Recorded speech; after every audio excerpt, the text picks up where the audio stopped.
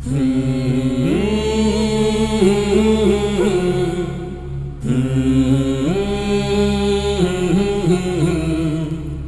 اللہ الرحمن الرحیم۔ السلام علیکم۔ پیغام اقبال کے ساتھ حاضر ہے آپ کا میزبان عبدالغفور راشد۔ آج اس پروگرام میں ہمارے مہمان ہوں گے جناب پروفیسر ڈاکٹر محمد سلیم مظہر صاحب۔ آپ پرو وائس چانسلر ہیں پنجاب یونیورسٹی کے اور ممتاز ماہر تعلیم اور ادبیات اقبال کے بہت ماہر ہیں۔ عرصہ دراز آپ نے بہت سارے لوگوں کو فیض یاب کیا ہے۔ ویلکم ٹو دی شو جی۔ بہت شکریہ جناب ڈاکٹر صاحب، آپ سے پیغام اقبال کے بارے میں جو سب سے پہلا سوال ہمارا یہ ہوگا کہ حضرت اقبال کی بہت ساری جہتیں ہیں، فلسفی، شاعر اور اسلام پسند۔ آپ کس تناظر میں اور کس انداز سے ان کو دیکھتے ہیں اور کیا معلومات فراہم کریں گے ہمارے ناظرین کو؟ بہت شکریہ عبدالغفور راشد صاحب اور آپ کی ٹیم کا بھی کہ آپ نے مجھے موقع دیا کہ میں علامہ اقبال کے حوالے سے اپنے عرائض آپ اور آپ کے ناظرین و سامعین کی خدمت میں پیش کر سکوں۔ اور بہت اچھی بات ہے، آپ کو مبارکباد کہ آپ کے ٹیلی ویژن نیٹ ورک نے علامہ اقبال کے حوالے سے ایک پیغام اقبال کے نام سے پروگرام شروع کیا۔ یہ سوسائٹی کی بہت بڑی خدمت ہے۔ دنیا واپس اپنے نظریوں کی طرف جا رہی ہے۔ جتنا یہ کہتے ہیں کہ جی فنڈامنٹلزم آ رہا ہے، لوگ رجت کر رہے ہیں، یہ رجت ہی میں شاید کامیابی ہے۔ آپ ماڈرن ورلڈ میں بھی دیکھ لیں کہ ماڈرن ورلڈ تمام تر ترقیوں کے باوجود جا کس طرف رہی ہے۔ تو آپ نے بھی صحیح سمت میں قدم اٹھایا۔ علامہ اقبال کے حوالے سے میرا تو نقطہ نظر جو ہوگا وہ ہم ابھی عرض کرتے رہیں گے۔ خود علامہ اقبال نے اپنے بارے میں کیا کہا ہے؟ علامہ اقبال نے یہ کہا ہے، نغمے کو جاؤ من کو جا، ساز سخن بہانے است، سوئے قطار می کشم ناکیے بے زمام را۔ کہ نغمے کو جاؤ من کو جا، کہ شاعری اور گیت کہاں اور میں کہاں، یعنی ہمارا فاصلہ ہے۔ ساز سخن بہانہ اس، یہ جو میں ترتیب دے رہا ہوں لفظوں کو، یہ ایک بہانہ ہے۔ اصل کام، موٹو اور ایم اور آبجیکٹو کیا ہے؟ سوئے قطار می کشم ناکائے بے زمام را، اس بھٹکی ہوئی امت کو میں راستے پر لے جا رہا ہوں، یعنی ایک رہنما ہے اور ایک مفکر ہے۔ دوسری جگہ بھی کہا ہے، یعنی دلچسپ ہے، علامہ اقبال فکر کو بنیاد بناتے ہیں، فن اس کے بعد آتا ہے۔ ان کا ہے، نبینی خیر ازن مرد تو ہی دست، کہ برمن تہمت شعر و سخن بست۔ نبینی تو نہیں دیکھے گا، خیر ازن مرد تو ہی دست، اس خالی ہاتھ انسان سے کہ برمن تہمت شعر و سخن بست، کہ جس نے مجھ پر شعر و شاعری کا تہمت اور الزام لگایا۔ ایک اور شعر ہے جس میں اقبال فرماتے ہیں کہ اصل کام رہنمائی قوم کی اور اتحاد ہے امت کا۔ اس کے لیے جو وسیلہ ہے وہ شاعری اور ادبیات ہے۔ ادروائز علامہ اقبال خود کو ایک مفکر، ایک حکیم، ایک دانشور، رہنما اور امت مسلمہ کے اتحاد کے دائی سمجھتے ہیں، گردانتے ہیں اور اس پر فخر بھی کرتے ہیں۔ بلا شبہ انہوں نے شاعری کو ایک ذریعہ بنایا ہے اور شاعری سے بہت بڑا کام فکر اور فلسفہ انہوں نے پیش کیا ہے اور اپنے آپ کو اسی منہج میں وہ پیش بھی کرتے ہیں۔ تو اس بنا پر شاعری کو وسیلہ بڑی وضاحت سے کہتے ہیں، انہوں نے وسیلہ بنایا ہے۔ اصل کام ان کا امت کو خواب غفلت سے بیدار کرنا، جگانا، ان کو متحد کرنا اور کامیابی کے راستے پر لانا ہے۔ بالکل صحیح۔ تو اس انداز میں اگر ہم دیکھیں تو ان کے جو فلسفیانہ خیالات ہیں اور اس کو ہم کس تناظر میں دیکھیں گے کہ وہ کیا پیش کرنا چاہتے ہیں؟ پیش کرنے کے حوالے سے یہ عرض ہے کہ وہ بہت ہی واضح ہیں، کلیئر ہیڈڈ آدمی ہیں۔ نمبر 1 یہ ہے کہ وہ قارئین کو، اپنے کلام پڑھنے اور سمجھنے والوں کو یہ دعوت دیتے ہیں کہ اپنے جو سرچشمہ ہے فیض ہیں مسلمانوں کے، امت مسلمہ کے، ان کی طرف رجوع کریں، انہی سے رہنمائی۔ نمبر 1 قرآن مجید، احادیث، اسوہ حسنہ ہے پیغمبر، صوفیاء اور عرفاء اور علماء کے تعلیمات کو آگے، ان کی روشنی میں آگے بڑھیں، کامیابی اسی میں ہے۔ اس پر کوئی ہیزیٹیشن اور جھجک والا بھی ان کا کوئی بات۔ نمبر 2 یہ ہے، وہ یہ کہتے ہیں کہ یہ سب کچھ بتانے، سمجھانے اور ان سرچشمہ ہے فیض کی طرف رجوع کرنے کی دعوت دینی ہے جن کو، وہ نوجوان ہیں، کیونکہ قوم کا، سوسائٹی اور معاشرے کا جب اب جو کچھ ہونا ہے، جو ترقی، اس کو یہی نوجوان لوگ ہی آگے سنبھال سکتے ہیں۔ مثلاً علامہ اقبال کی پہلی مثنوی جو ہے فارسی مثنوی، وہ اسرار خودی ہے۔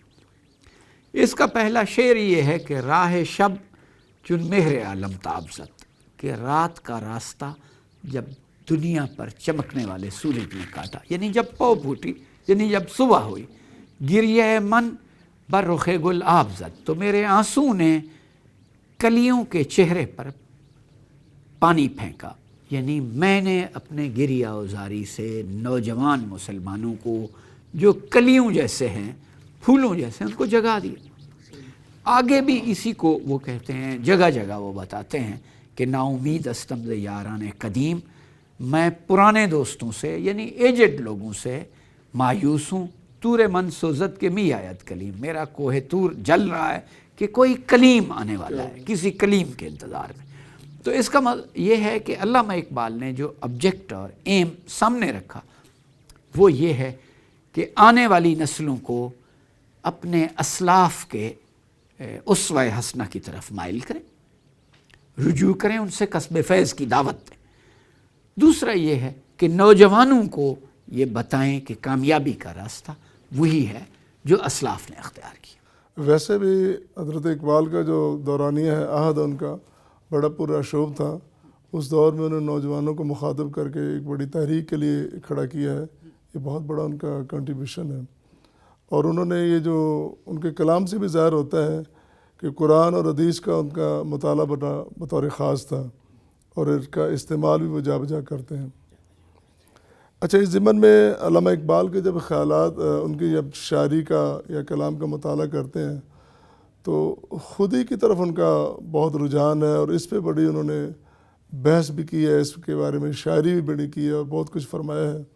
تو آپ اس ضمن میں کیا فرمائیں گے؟ اچھا، علامہ اقبال کے سچی بات ہے، جو نظریات ہیں ان کے چند پلر اور ستون ہیں، جن میں سب سے اہم یہی خودی ہے۔ اس کے بھی انہوں نے بڑی وضاحت سے ایک خط میں معنی بھی بتائیں کہ خودی سے ان کی مراد خودداری، غیرت مندی اور اپنے صلاحیتوں پر انحصار کرنا۔ علامہ اقبال یعنی بڑے اعتماد والے تھے، وہ ان کو اپنے نظریے پر یقین تھا، اور وہ وضاحت سے اس کو اون بھی کرتے تھے نظریے کو، اور اس کی ترویج اور نشر کا بھی سامان کرتے تھے۔ انہوں نے مسلمانوں کو، خاص طور پر بنی نوع انسان کو تلقین کی ہے کہ زندگی غیرت مندی سے ہی ہوتی ہے، خودداری سے ہی ہوتی ہے، کسی کے آگے دست سوال دراز نہ کرنے سے ہی ہوتی ہے۔ مثلا علامہ اقبال کا ایک قطعہ ہے بڑا کمال قسم، جس میں انہوں نے بتایا ہے کہ آدم از بی بصری بندگی آدم کرد، کہ انسان نے نادانی کی وجہ سے انسان کی پرستش کی، غلامی کی۔ آدم از بی بصری بندگی آدم کرد، کہ انسان نے نادانی کی وجہ سے، لا علمی کی وجہ سے انسانی کی غلامی کی، پرستش کی۔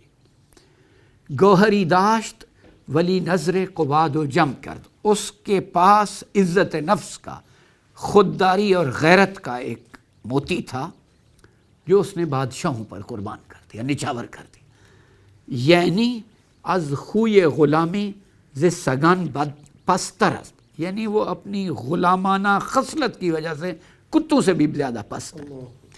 آگے بتاتے ہیں کیوں ایسا ہے، وہ کہتے ہیں من نہ دیدم کہ سگی پیش سگی سرخم کرد، کہ میں نے کبھی نہیں دیکھا کوئی کتا کسی کتے کے آگے جھک رہا ہو. تو یہ غیرت کا وہ غیرت مندانہ درس ہے جو علامہ اقبال نے دیا ہے کہ کسی کے آگے جھکنا نہیں. جھکنے کی جگہ ایک ہی ہے, وہ خدا واحد مطلق ہے. کوئی اور ایسی جگہ نہیں جہاں آدمی ایک غیرت مند آدمی جا کے سر جھکائے اپنی غرض و غایت کے لیے. تو اقبال نے خود ہی کا درس تو یہ دیا. اچھا, اب یہ درس, یہ نظریہ اس کے باطن میں مضبوط کیسے ہوا؟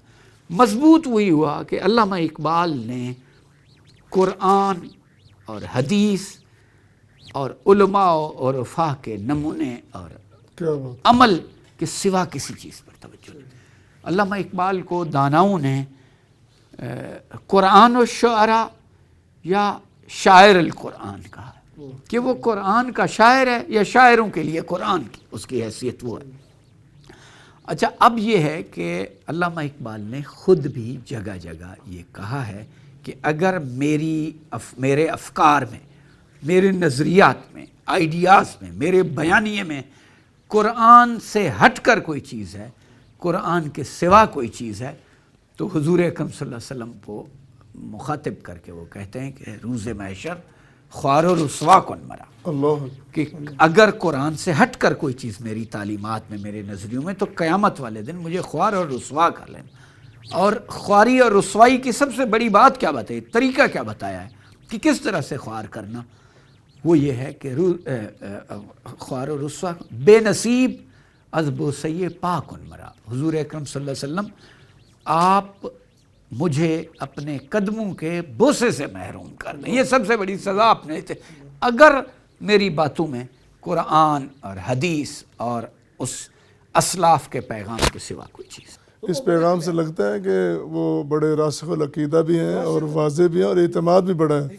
جو بات کرتے ہیں بڑے اعتماد کے ساتھ کرتے ہیں. دیکھیں سر, ان سے پوچھا گیا, انہوں نے خط میں لکھا ہے کہ میں نے, ان کو صاف ظاہر ہے بینائی کا بھی مسئلہ تھا اور بھی کئی تکالیف, تو انہوں نے خط میں لکھا ہے کہ میں مطالعہ, ڈاکٹروں کے مشورے پر مطالعہ ترک کر چکا ہوں کتاب. اب کبھی کوئی چیز پڑھتا ہوں تو قرآن مجید اور مثنوی مولانا روم.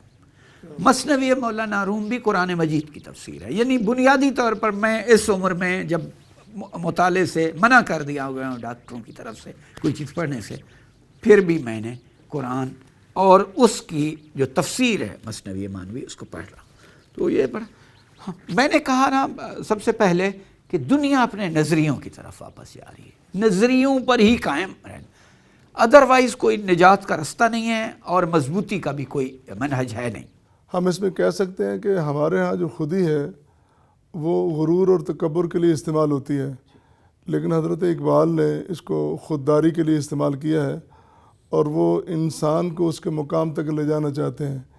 اسی طرح جو وہ کہہ رہے ہیں کہ وحدانیت, اللہ کی توحید بیان کرنے کے بعد پھر انسان جب اپنے مقام سے گرتا ہے تو وہ پھر گرتا ہی چلا جاتا ہے. جس طرح قرآن بھی کہتا ہے کہ جو لوگ اپنے مقام سے گرتے ہیں وہ تو پھر اولئک کل انعام بل ہم اضل, وہ تو جانور جیسے بلکہ ان سے بھی بدتر ہیں, اور یہی بات وہ بیان کر رہے ہیں.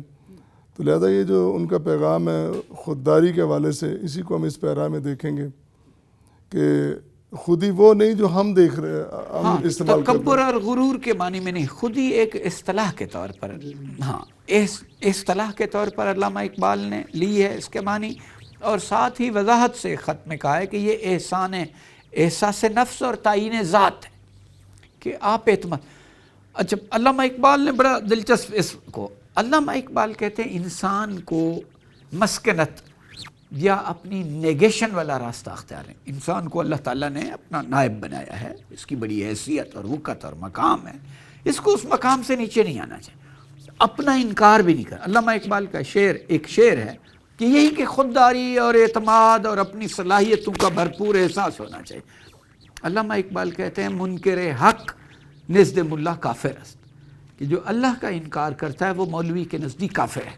کہتے ہیں منکر خود نزد من کافر تر است, جو اپنا انکار کرتا ہے وہ میرے نزدیک زیادہ کافر ہے. کہ دیکھیں وہی جو من عرفہ, ایک قول رائج ہے کہ من عرفہ نفسہ فقد عرفہ ربہ, کہ آپ اپنے آپ کو پہچانیں گے, اپنی خامیاں, خوبیاں, صلاحیتیں, تبھی جا کے آپ کوئی نقطہ نظر اختیار کر سکیں گے.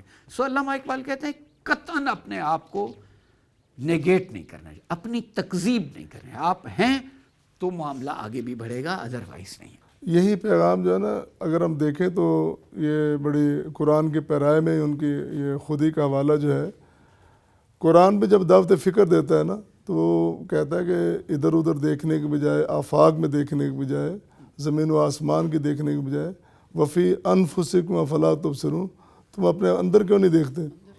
تو اندر جو انسان کے جو کچھ ہے پہلے اس کو تو دیکھ لیں. تو ناظرین یہاں ہم لیتے ہیں ایک چھوٹا سا بریک، حاضر ہوتے ہیں ایک بریک کے بعد.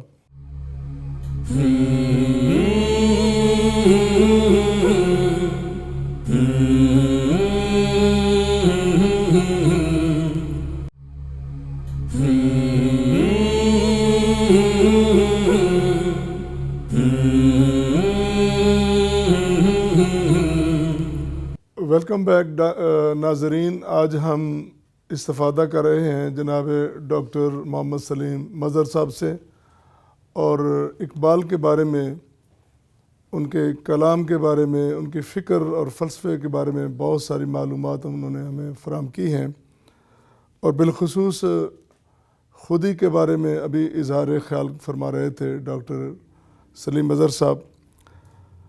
دوبارہ ہم سے پوچھیں گے کہ ڈاکٹر صاحب کے بارے میں، ڈاکٹر اقبال کے بارے میں جو کہا جاتا ہے کہ وہ اپنے خیالات میں نیتشے سے بڑے متاثر تھے اور اسی کو لے کے آگے بڑھے ہیں، یہ بات کہاں تک سچ ہے اور کیا اس کے بارے میں آپ فرمائیں گے؟ دیکھیں جناب، میں نے آپ سے پہلے بھی عرض کیا، صاف ظاہر ہے علامہ اقبال ایک کثیر المطالعہ آدمی تھے. میں حیران ہوں کہ انہوں نے ایسے ہینڈ ریٹن مینوسکرپٹس بھی پڑھے ہوئے ہیں، اور ان کی تحریروں میں، ان کی شاعری اور ورکس میں ان ان پبلشڈ ہینڈ ریٹن مینوسکرپٹس کے ریفرنسز ملتے ہیں جو ابھی تک لائبریریوں میں پڑے ہیں، یعنی چھپے نہیں ہیں. وہ کثیر المطالعہ تھے.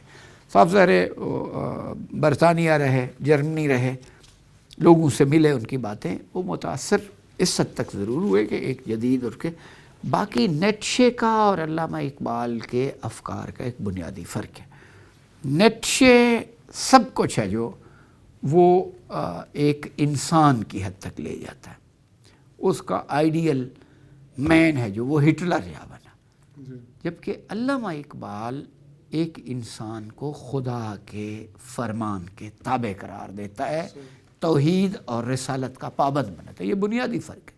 سو علامہ اقبال نے جو اس کے بنیادی فیض و کسب کے مآخذ اور منابع تھے، وہ قرآن، حدیث اور وہ، اس سے کوئی چیز ملتی تھی، اس کے تابع تھی تو ٹھیک، ادروائز انہوں نے اس کو اس طرح اختیار نہیں کیا. ہاں، مغرب کے بارے میں ان کا فلسفہ یہ ہے کہ جدید علوم سیکھنے چاہیے مسلمانوں کو، جو صحیح چیز ہے وہ اخذ کرنی چاہیے، اور جو نہیں ہے اس کو نظر انداز اور اگنور کر کے علیحدہ کر دینا چاہیے. مغرب کے علوم سے تو ہے، نیٹشے کے اثرات ان پر ضرور ہیں، لیکن یہ بنیاد نہیں ہے ان کی تعلیمات اور افکار کی. بنیاد ہوئی جو سرچشمے میں نے بتا دیے وہ ہیں.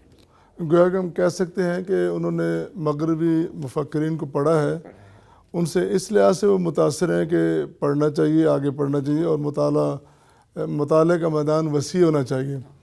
لیکن خیالات کے اعتبار سے وہ مفکرین انسان کو مادی دنیا میں لے کے جاتے ہیں اور یہ انسان کو ان کے معراج تک لے کے جاتے ہیں. مثلا میں آپ کو بتاؤں، حافظ شیرازی کا انہوں نے گہرا مطالعہ کیا.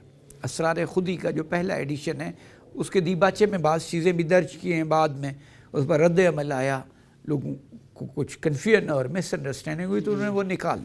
ان کا یہ ہے کہ جو چیز واضح طور پر ان ہمارے بنیادی منابع اور ماخذ اور تعلیمات اور نظریات کے مطابق ہے وہ ٹھیک، کوئی ذرا سا بھی اس سے ہٹا ہے، کتنا بڑا کیوں نہیں ہے، وہ اس کو ایکسکلوڈ کر دیتے. مثلا حافظ کے فن کے بارے میں انہوں نے یہ کہا ہے کہ میں جب حافظ کی غزل پڑھتا ہوں تو حافظ کی روح میرے اندر حلول کر جاتی ہے اور میں خود حافظ بن فن کو، لیکن اس کی فکر کو، جس میں بعض جگہوں پر نسبتاً بے عملی ایسے احساس ہوتا ہے، استراحت اور سکون کی طرف جانے کا، تو علامہ اقبال اس سے اختلاف کرتے ہیں. حافظ جیسے بڑے آدمی سے بھی نظریاتی اختلاف کر لیتے ہیں اور اس کو بیان کرتے ہیں.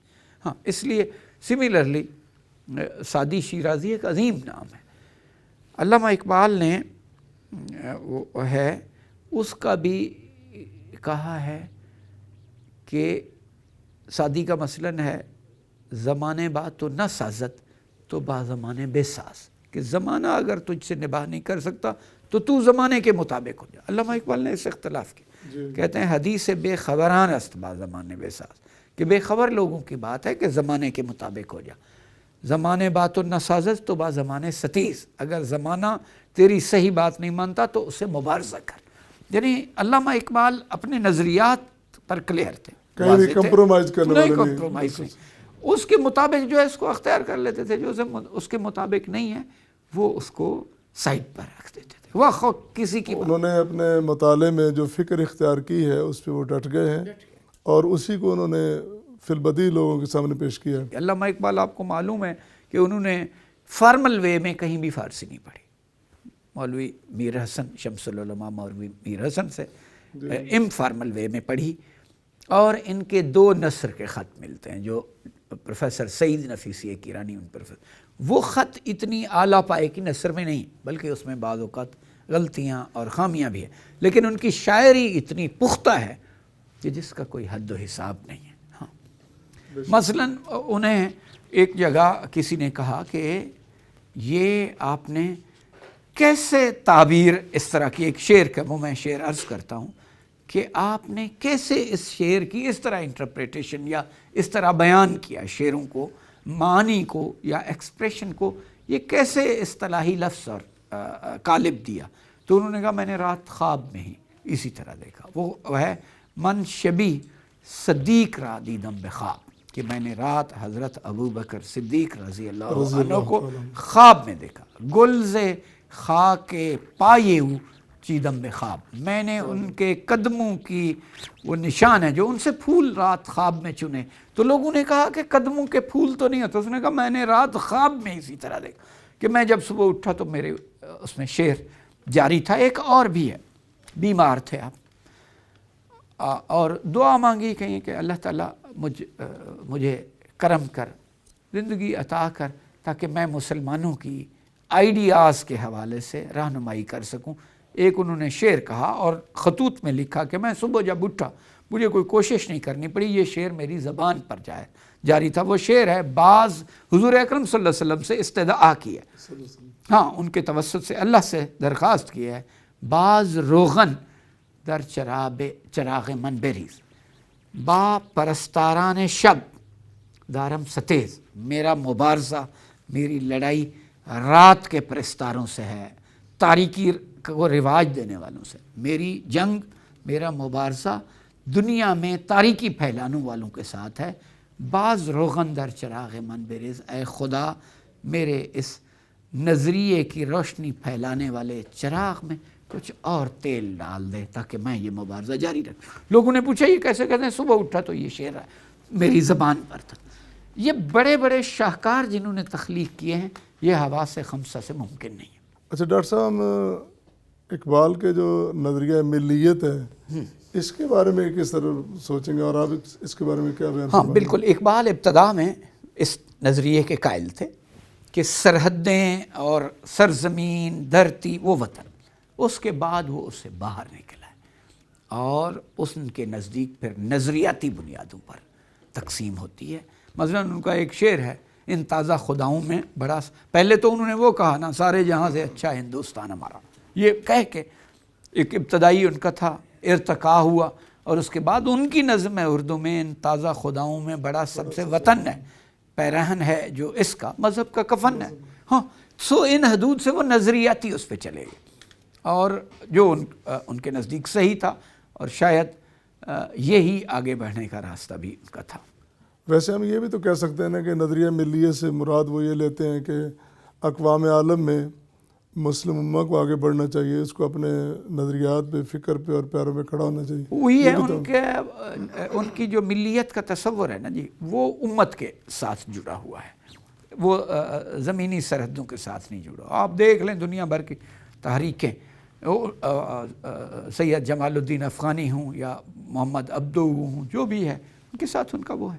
اچھا دلچسپ ہے، وہ کچھ لوگوں کو جی جی وہ ان کے ابتدائی جو باتیں علامہ اقبال تک پہنچیں اس کے وہ قائل ہوئے، لیکن بعد میں جب ان کو گہرائی سے پتہ چلا کہ یہ کہیں اور سے ان کا وہ نظریہ بنیاد نظریے کی کوئی اور ہے، تو وہ انہوں نے ترک کر دی.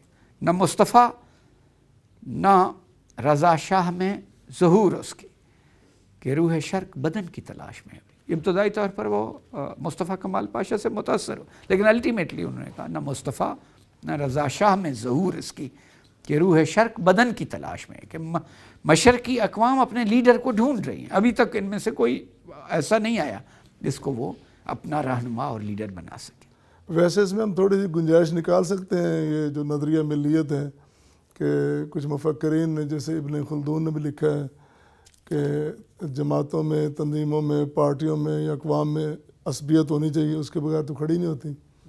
تو اس لحاظ سے ہم تھوڑا سا گنجائش تو نکال سکتے نہیں، ہیں. دیکھیں علامہ اقبال کہتے تھے کہ اجتہاد وقت کی اہم ضرورت ہے، چونکہ دنیا کا مسائل بدل رہے ہیں، دنیا کا سیناریو چینج رہا ہے. ان سیناریو اور مسائل اور افکار کی روشنی میں آگے بڑھنا چاہیے، لیکن اور اجتہاد کریں. علامہ اقبال، لیکن علامہ نے ایک شرط رکھی ہے کہ دور زوال میں اجتہاد ممکن نہیں. دور زوال خوف کا دور ہوتا ہے، اور اس میں خوف میں اجتہاد نہیں ہو سکتا. پھر تو وہ اسی خوف کی وجہ سے آپ عملی کوئی چیزیں سوچ سکتے ہیں، کوئی نظریہ آگے بڑھا سکتے ہیں. اس لیے اجتہاد انہوں نے کہا ہے ہونا چاہیے، لیکن اجتہاد اس دور میں ہے جب آزاد فکری رائے جو معاشروں میں ڈر نہ ہو، مصلحتیں نہ ہوں، اس وقت کرنا چاہیے. وہ جو آپ نے بات کی اس کی علامہ اقبال کے ہاں گنجائش تو نکلتی ہے، لیکن وہ اجتہاد کی صورت میں. لیکن اجتہاد بھی خاص شرائط ہیں، ان کی روشنی میں ہو تو ممکن ہے، ادروائز ممکن نہیں ہے. بلا شبہ حضرت اقبال کا جو کلام ہے وہ انسان کی فکر کو بلند کرتا ہے، اور فلسفہ وہ مادی فلسفی سے بہت بڑھ کے وہ انسان کو انسان کے مقام تک پہنچا کے اللہ رسول سے جوڑتا ہے، اور آخرت کی فکر بھی ساتھ ساتھ یاد دلاتا رہتا ہے. بلا شبہ اقبال کی جو شاعری ہے وہ مادی نظریات سے بہت بلند و بالا ہے. ناظرین، یہاں ہم لے کے چھوٹا سا بریک، حاضر ہوتے ہیں ایک بریک کے بعد.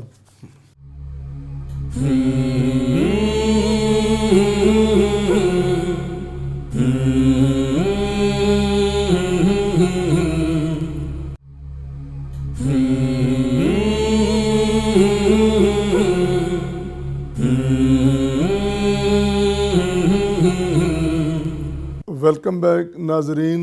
آج ہمارے مہمان ہیں جناب ڈاکٹر محمد سلیم اظہر صاحب، اور ان سے ہم استفادہ کر رہے ہیں حضرت اقبال کے فکر اور فلسفہ کے بارے میں. اور آپ ان سے پوچھیں گے ڈاکٹر صاحب سے. ڈاکٹر صاحب ہمیں فرمائیں کہ حضرت اقبال کا فلسفہ تعلیم کیا ہے؟ فلسفہ تعلیم انہوں نے، علامہ اقبال نے بہت خوبصورتی سے، جو ان کی کتاب ہے جاوید نامہ، اس کی آخری نظم ہے خطاب بے جاوید، اور بریکٹ میں انہوں نے لکھا ہے سخنی با نژاد نو، یعنی نئی نسل کے ساتھ مکالمہ. انہوں نے اپنے بیٹے جاوید اقبال، ان کا انتقال ہو گیا، بڑے عظیم انسان تھے، اور لگتا تھا کہ یہ علامہ اقبال کے جی جی خون ہے، ان میں ان کے فرزند ہیں. فرزند ہے، جی مانوی فرزند بھی تھے. تو اس میں انہوں نے لکھا ہے کہ تعلیم ہے جو وہ خیر کے لیے کتنا کنٹریبیوشن کر سکتی ہے. ہاں، بہت ہی خوبصورت نظم ہے کہ جس میں انہوں نے بتایا ہے کہ تعلیم تقویٰ کے ساتھ ہوگی تو اس کا فائدہ ہوگا. تعلیم صرف پروفیشنل تعلیم نہیں کہ میں نے کچھ سیکھ لیا اس کے بعد اپنی مادی ترقی میں لگ گیا، یہ کافی نہیں ہے. تعلیم ان کے نزدیک وہ بھلائی، خیر اور اچھائی اس میں ہو بنی نہ ہو انسان کے لیے تو تعلیم ہے، ورنہ نہیں. اس میں روحانیت کا عنصر بھی شامل کیا ہے. ہاں، روحانیت کا عنصر بھی ہوگا، یعنی مانوی ترقی بھی اس تعلیم کا جزو ہو، ورنہ معلومات ہے، ورنہ انفارمیشن آپ کے پاس ہے، ڈیٹا ہے، علم نہیں ہے. علم وہ ہے جو خدمت خلق کے لیے کام ہے. ہاں، اس لیے، اور اس میں علامہ اقبال نے یہ بھی کہا ہے، مثلاً ایک شعر ہے اسی نظم میں، مرد مومن از خدا گیرد طریق، کہ کہ اللہ کا بندہ ہے جو اللہ تعالیٰ سے رہنمائی حاصل کرتا ہے. می شود بر کافر و مومن شفیق، وہ کافر اور مسلمان دونوں پر شفقت کرتا ہے. مراد یہ تعلیم دیتے وقت یہ تعصب بھی نہیں رکھنا چاہیے کہ تعلیم حاصل کرنے والا کون ہے، اس کی رہنمائی کرنی چاہیے، اس کو خیر کی طرف دعوت دینی چاہیے اور خیر کا راستہ دکھانا چاہیے. گویا کہ ہم کہہ سکتے ہیں کہ بغیر نظریے کے، علامہ اقبال کی تعلیمات کے حوالے سے سب سے اہم چیز ہے کہ نظریے کے بغیر کچھ نہیں ہے. صرف مادی معاملات کے حوالے سے چیزیں آگے بڑھیں گی تو اس کا کوئی فائدہ نہیں. ہاں، تو ہم یہاں کہہ سکتے ہیں نا کہ یہ صرف کسب معاش کا ذریعہ نہیں ہونا چاہیے اور صرف مادی ضروریات پوری نہ کریں، مشنری کام ہے، بلکہ علم و عرفان کا بھی اس سے کام لینا چاہیے اور فہم و ادراک انسان کو نصیب ہو. اور یہی کام حضرت اقبال نے کیا ہے. علامہ اقبال نے مولانا رومی کے نظریے اور فن دونوں کو اختیار کیا ہے. مثنوی مانوی کے وزن اور بحر میں شعر کہے، کثرت سے کہے، مثنویاں لکھی. اور اس پر دوسرا وہ اپنے آپ کو کہتے ہیں چرومی در حرم دادم ازان من، ازو آموختم اسرار جان من، بے دور فتنہ عصر کہن او، بے دور فتنہ عصر روان من. علامہ اقبال فرماتے ہیں کہ حالات آدمی کی شخصیت کو ڈھالنے اور ایک شیپ دینے کا سبب بھی بنتے ہیں. مولانا رومی کا دور ہے جو یہ چنگیز اور ہلاکو کے فتنوں کا دور ہے. ان فتنوں کے نتیجے میں امت مسلمہ پر بے انتہا مایوسی طاری ہو گئی. وہ عمل چھوڑ گئے، چلہ کشی پہ لگ گئے، بے عملی اور غفلت، اور تقدیر کو جبر کی صورت میں لینے لگے کہ ہماری تقدیر لکھ دی گئی ہے، جو جس طرف ہم جا رہے ہیں چلتے رہیں گے، ہمارا ایسا اپنے اوپر کوئی اختیار نہیں، عمل کی ضرورت نہیں، جو لکھا جا چکا ہے مقدر میں وہی ہو. مولانا رومی اس بے عملی، اس غفلت اور اس سمجھ لیں جبر کے جو نظریات انسانوں نے اپنے اس کا رد عمل ہے. انہوں نے مسلمانوں کو اٹھ کھڑے ہونے، عمل، خودداری اور سربلندی کی تعلیم دی. اس وقت اس کی ضرورت ہے. یہ حالات ریپیٹ ہوئے جب ایسٹ انڈیا کمپنی نے بر صغیر پر قبضہ کر لیا. بالکل وہی مسلمانوں کا حال ہو گیا، مقامی لوگوں کا، خاص طور پر مسلمانوں کا حال یہ. انہوں نے کہا جو نصیب میں لکھا ہے بس اس کو اپنا نصیب جانو اور چپ کر کے بیٹھے رہو، جو ہوتا ہے وہ ہوتے لیں. علامہ اقبال مولانا رومی کی طرح اس جو تسلط ہے، بیگانوں کا غلبہ ہے، اس کے خلاف رد عمل ہے. انہوں نے کہا چرومی در حرم دادم اذان من، مولانا رومی کی طرح میں نے حرم میں اذان دی ہے. ازو آموختم اسرار جان من، وہ جو روح کے اسرار اور راز ہوتے ہیں میں نے مولانا رومی سے سیکھ. بے دور فتنہ عصر کہن او، وہ چنگیز اور ہلاکو کے زمانے کے فتنے کا جواب وہ تھا.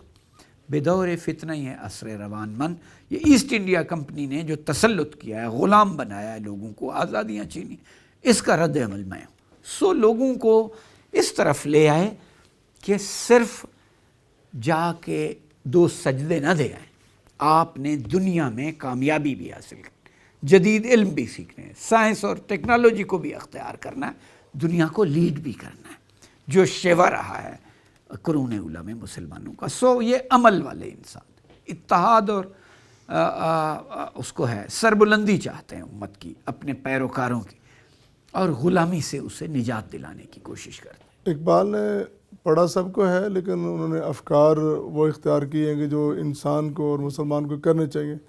اسی طرح انہوں نے افرنگی تہذیب کو دیکھا ہے، لیکن افرنگی تہذیب کے بارے میں وہ اپنا ایک خاص نقطہ نظر رکھتے ہیں. اس بارے میں آپ کو ناظرین کو آپ کو مستفید فرمائیں گے. دیکھیں علامہ اقبال نے اس پر بھی کثرت سے اردو میں، فارسی میں کہا ہے، اور یہ کہا، اس کا شعر بھی ہے کہ جو شاخ نازک پہ آشیانہ بنے گا ناپائیدار ہو، تمہاری تہذیب اپنے خنجر سے آپ ہی خودکشی کرے گی. جو شاخ نازک پہ آشیانہ بنے گا ناپائیدار ہو. علامہ اقبال یہ کہتے ہیں کہ صرف مادیت کو سامنے رکھ کر دیر تک ترقی نہیں کی جا سکتی، دیر پا ارتقا نہیں ہو سکتا. اس کے لیے روحانی بھی ترقی ضروری ہے. روحانی ترقی کے لیے، انسانیت کے لیے خیر کا پیغام اس میں ہوگا تو آگے بڑھیں گے. صرف اپنے آپ کو، اپنے ترقی کو مد نظر جو رکھے گا، جو انڈیویجول رکھے گا، جو قومیں رکھیں گی، وہ آگے نہیں بڑھیں گی۔ اچھا، علامہ اقبال ایک تو کثیر المطالعہ تھے، جیسے میں نے پہلے بتایا، قرآن، حدیث، تفسیر، علماء کے اقوال، صوفیاء کی زندگیاں، انہوں نے بڑی غور سے ان کو مطالعہ کیا تھا، مطالعہ، فلسفہ مشرق کا، مغرب کا، تاریخ، جغرافیہ سب پڑھا ہوا۔ اس کے بعد ان کا ایک فطری ویژن تھا، انٹیوشن بھی تھی۔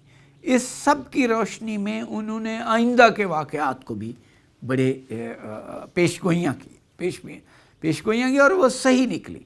مثال کے طور پر ان کے زمانے میں علامہ اقبال کا 21 اپریل 1938 کو انتقال ہوا۔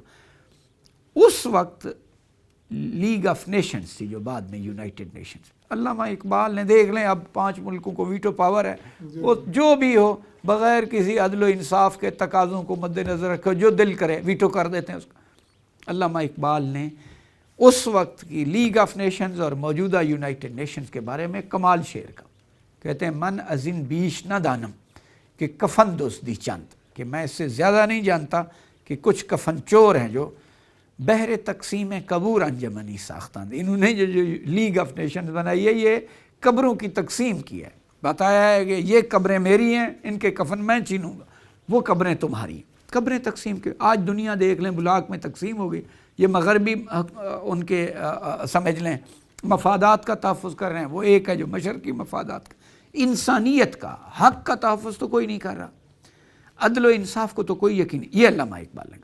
پھر یہ ہے کہ ماڈرن جو انالسٹ ہیں، اسٹریٹجیکل ڈیفنس انالسسٹ، اور جو دنیا کے واقعات کو دیکھ رہے ہیں اس پر نظریے پہ، وہ کہتے ہیں ساؤتھ ایشیا ہے جو، اس کے امن کی چابی کابل ہے، افغانستان۔ علامہ اقبال نے 1938 میں کہا تھا، اس سے پہلے کہا کہ آسیہ یک پیکر ہے آب و گل است، کہ جو ایشیا ہے یہ پانی اور مٹی کا ایک مجسمہ ہے۔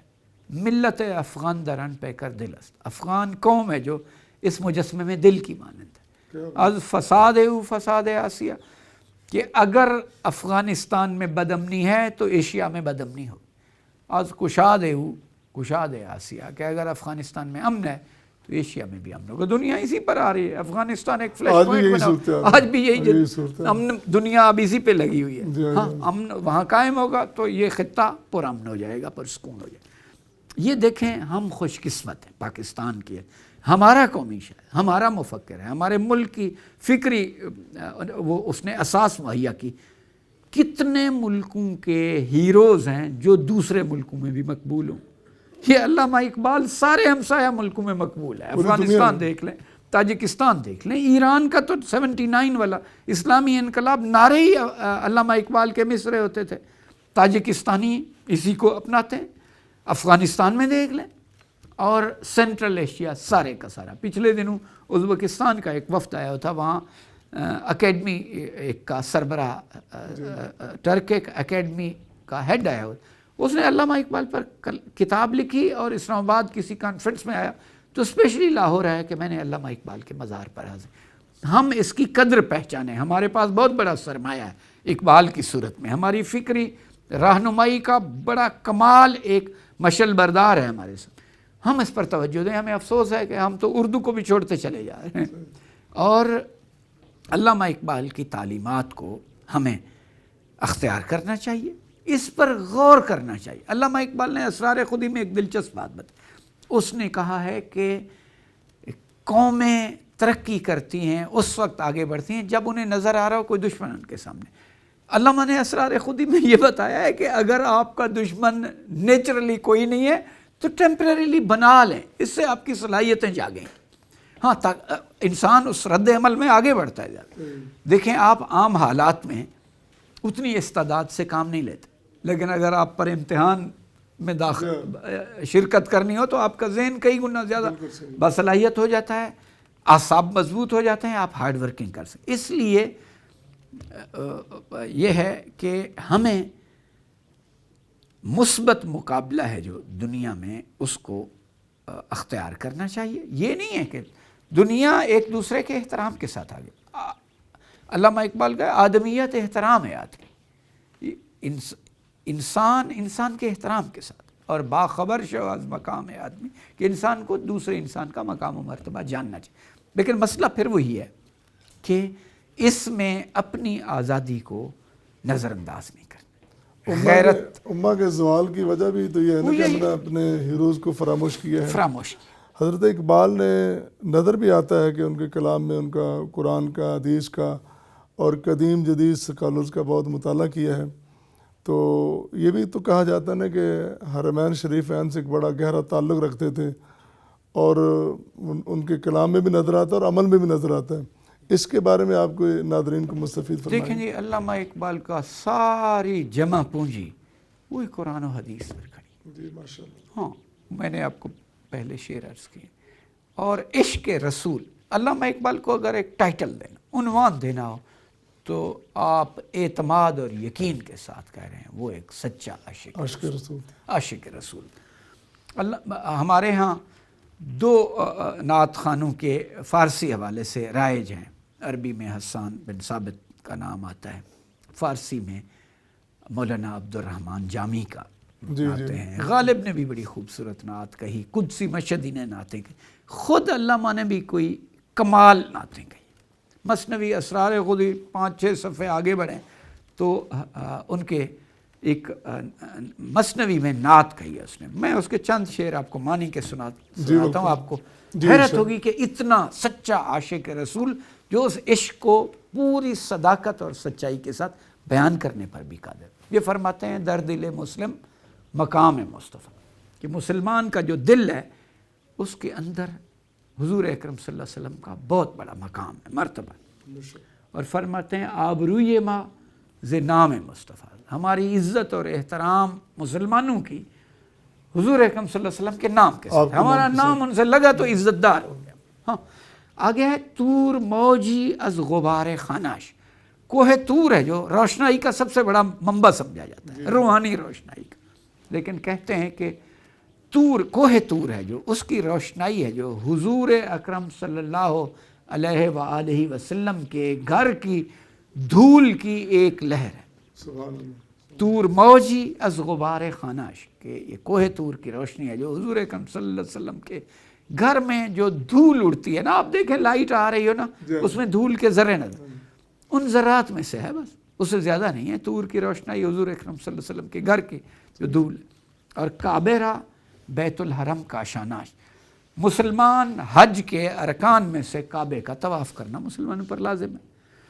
کہتے ہیں اتنی عظیم جگہ ہے مسلمانوں کے لیے، اللہ کا گھر ہے، ان کا حج مکمل نہیں ہوتا جب تک خانہ کعبہ کا طواف نہ کرے.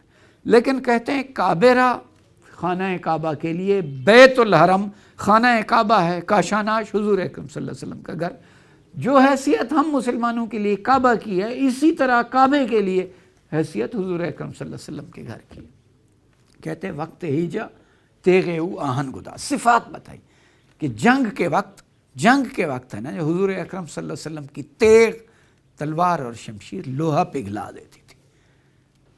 دیدہ یہ او اشکبار اندر نماز، اس قوی اور ہمت والے انسان ہے نا جو، اس کی آنکھیں نماز میں اشکبار ہو جاتی تھی. یعنی اتنا مضبوط اعصاب والے جب نماز پڑھتے تھے تو گریہ زاری ان پر طاری ہو جاتی تھی. در نگاہ او یکی بالا ہو، صفات ہیں ان کی نظروں میں. امیر اور غریب ایک تھے، با غلام خیش بر یک خان نشست، وہ اپنے غلام کے ساتھ دسترخوان پر بیٹھ جاتے تھے. ہاں یہ ایسی کمال وہ نعت ہے. تو حضور اکرم صلی اللہ علیہ وسلم کی ذات، ان کی صفات، ان کا نام ہے جو، وہ اقبال کے لیے اپنی ساری زندگی کی جمع پونجی اور معنوی سرمایہ تھا. اسی پر وہ افتخار کرتے ہیں، اسی کی وجہ سے وہ کہتے ہیں میں اقبال بناؤں، ادروائز میں محبت رسول میں بھی حضرت اقبال انتہا پہ، بلکہ انتہاؤں کی انتہا پہ نظر آتے ہیں. ڈاکٹر صاحب آپ سے ہم نے بہت استفادہ کیا اللہ کے فضل و کرم سے کہ حضرت اقبال صرف شاعر نہیں ہیں بلکہ وہ بہت بڑے فلاسفر ہیں، بہت بڑے مفکر ہیں، اور وہ مفکر کے جو قوموں کو بیدار کرتے ہیں، قوموں کو منزل تک پہنچاتے ہیں. شاعری ان کا ذریعہ اظہار ہم کہہ سکتے ہیں، لیکن وہ صرف شاعر، جی ہاں، لیکن وہ صرف شاعر نہیں ہیں. انہوں نے اپنے شعر کے ذریعے، اپنے کلام کے ذریعے امت کو بیدار کیا ہے. اور پاکستان میں اس طرف نہیں بلکہ پوری دنیا میں ہم کہہ سکتے ہیں وہ بڑے مقبول اور معروف ہیں. اور سوچنے کی بات یہ ہے کہ ہمیں اپنے ہیرو کو یاد رکھنا چاہیے، اور ضرورت آج اس امر کی ہے کہ جس زوال کا ہم شکار ہیں اس سے نکلنے کے لیے بھی کلام اقبال کو پڑھا جانا، اس کو سنا جانا اور اس کو عام کرنا، اور اس کے لیے حکومتی سطح پہ، ریاستی سطح پہ بھی اس کا اہتمام ہونا چاہیے. بہت شکریہ ڈاکٹر صاحب، آپ نے ہمیں وقت دیا اور اپنے خیالات سے مستفید فرمایا. ناظرین، آج ہم اسی امید کے ساتھ پروگرام کے اختتام کی طرف جاتے ہیں کہ پیغام اقبال کی اشد ضرورت ہے پڑھے جانے کی، پڑھائے جانے کی اور قوم کو روشناس کرنے کی. انشاءاللہ بہت جلد حاضر ہوں گے ایک نئے مہمان کے ساتھ. بہت شکریہ، والسلام.